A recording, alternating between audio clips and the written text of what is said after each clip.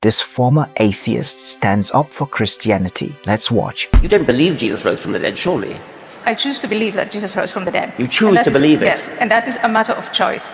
And it's a matter, I think it has to go back to, is there something or is there nothing?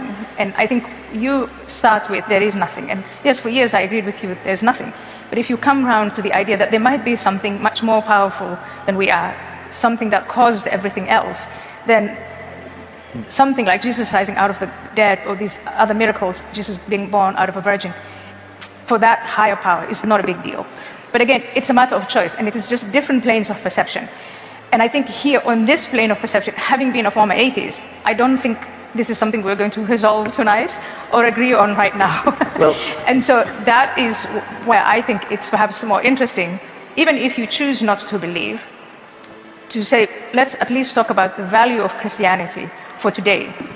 I look at these universities, the most illustrious universities of the West, and you've all shared with me images of young women draped in kefirs, the symbol of Hamas, performing the Muslim prayer. And tell me if those kids are not morally and utterly lost. And Queers for Palestine.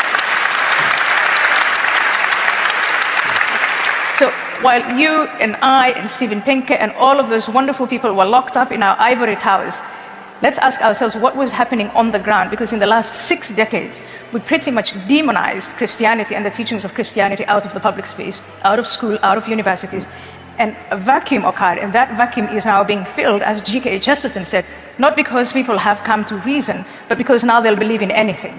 There are very awful forces today out there that are claiming the hearts and minds and souls of these young students. And when you say there is nothing, you offer them nothing.